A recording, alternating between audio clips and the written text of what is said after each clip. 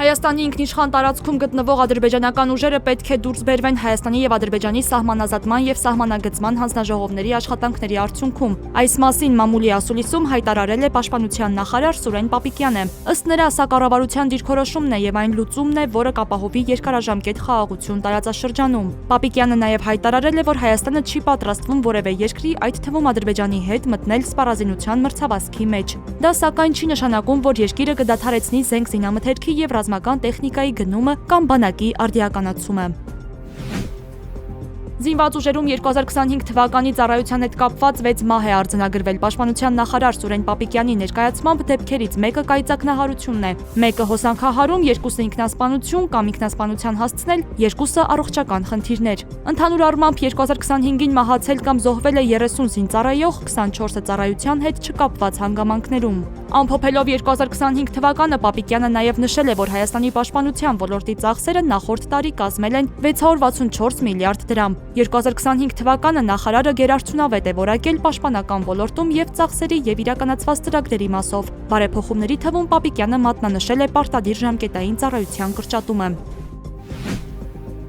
Հայ հեղափոխական դաշնակցությունը 2026 թվականին կայանալիք ընտրություններին կմասնակցի դաշինքային ձևաչափով լրագրողների հետ հանդիպմանն ասել է կուսակցության Հայաստանի գերագույն մարմնի ներկայացուցիչ Իշխան Սաղաթելյանը։ Նրա խոսքով դաշինքի ուղղությամբ քննարկումներ, բանակցություններ են սկսելու առաջիկայում։ Առաջնային քննարկումը Հայաստան դաշինքի գործընկերների հետ է լինելու։ Հարցին արդյոք դաշինքը ղեկավարելու է երկրորդ նախագահ Ռոբերտ Քոչարյանը Սաղաթելյանը պատասխանել է. առայժմ հայտնի չէ, վերջնական որոշում չունեն։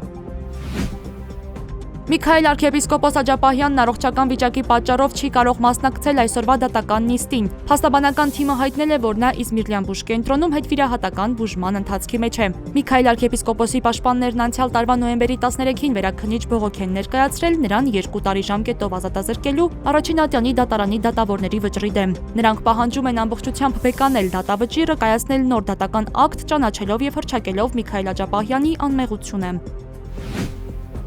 Միացյալ Նահանգների առևտրի եւ զարգացման գործակալության տարածաշրջանային տնօրեն Կարլ Կրեսի գլխավորած պատվիրակությունը Բաքվից կայցելի Հայաստան։ Ազատությանը հայտնել է ԱՄՆ դեսպանատունը։ Նախորդային պատվիրակությանը Բաքվում ընդունել էր Ադրբեջանի փոխարտգործնախարար Էլնուր Մամեդովը։ Ամերիկյան եւ ադրբեջանական կողմերը քննարկել են Թրամփի ուղի նախագծի իրականացման հեռանկարները։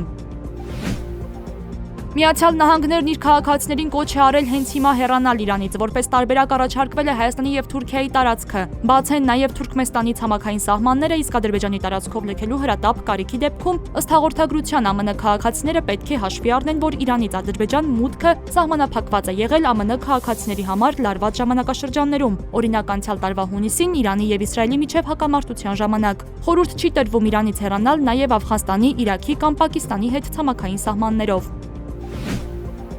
Իրանի արտաքին գործերի նախարար Աբբաս Արաղչին հայտարարել է, որ ներկա իրադրության շուրջ երկխոսություն է վարում ԱՄՆ նախագահի հատուկ բանագնաց Սթիվ Ուիթքոֆի հետ։ Ալ Ջազիրային տված հարցազրույցում նա նաև նշել է, որ Թեհրանում այժմ ուսումնասիրում են Վաշինգտոնից ստացված առաջարկները, սակայն չի մանրամասնել դրանց բովանդակությունը։ Իրանցի պաշտոնյան ընդգծել է, ԱՄՆ-ն չի կարող միաժամանակ երկխոսել Իրանի հետ եւ ճնշում գործադրել նրա վրա։ Արաղչին նաև վստահեցրել է, որ Իրանը պատրաստ է ԱՄՆ-ի հնարավոր ռազմական գործողություններին, եթե անհրաժեշտություն առաջանա։